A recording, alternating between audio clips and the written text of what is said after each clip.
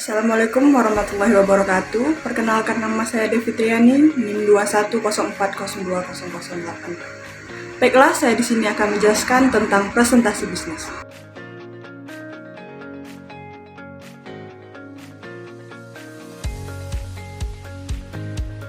Presentasi bisnis adalah menyampaikan informasi tentang aktivitas bisnis, baik itu pengembangan produk, pengajuan usul proyek, perluasan pasar, dan lain sebagainya, yang dilakukan pembicara kepada audiens yang hadir dalam forum bisnis. Presentasi bisnis dalam bisnis sangat penting dilakukan karena memiliki tujuan hendak dicapai. Selanjutnya, tujuan presentasi. Tujuan presentasi bisnis umumnya mencakup persuasi, informasi, dan interaksi. Presentasi dapat bertujuan untuk meyakinkan audiens, memberikan informasi yang jelas tentang produk atau layanan, dan membangun keterlibatan dalam calon klien atau mitra bisnis. Selain itu, presentasi bisnis juga dapat bertujuan untuk membangun citra merek, meningkatkan penjualan, atau mendapatkan dukungan finansial. Adapun yang harus dipersiapkan sebelum melakukan presentasi bisnis. Yang pertama, kuasai subjek atau materi yang akan diberikan. Pengetahuan tentang materi yang disajikan adalah syarat penting untuk mencapai publik dan mencapai tujuan mereka. Kurangnya keinginan untuk materi yang disajikan tidak hanya mencegah pesan dikirim ke publik, tetapi juga memberikan gambaran negatif bagi pembicara yang bersangkutan. Yang kedua, penugasan yang tepat terkait berbagai tawaran bantuan.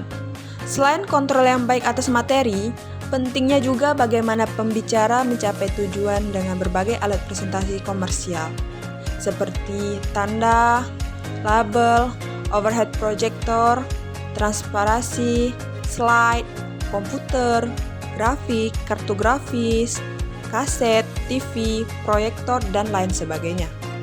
Selanjutnya, analisis pemirsa. Untuk mencapai tujuan mengekspresikan bisnis secara akurat, perlu menjawab pertanyaan yang dibuat dengan kata-kata seperti apa, di mana, kapan, mengapa, dan bagaimana. Nah, selanjutnya apa saja sih isi presentasi? Yang pertama ada PIP atau attention. Yang kedua, promise benefit to audience. Menyampaikan manfaat apa saja yang didapatkan audiens saat mendengarkan, mempraktekkan, dan menguasai apa yang dipresentasikan. Dan yang ketiga, PET, preview of points. Poin berisi tinjauan yang berfungsi sebagai peta bagi audiens untuk mendapatkan manfaat dari presentasi yang disampaikan. Contohnya adalah 3 tips hidup sehat. Selanjutnya, untuk penutupan, kita juga harus menggunakan 3P. Yang pertama itu PET, berisi tentang ringkasan poin-poin utama.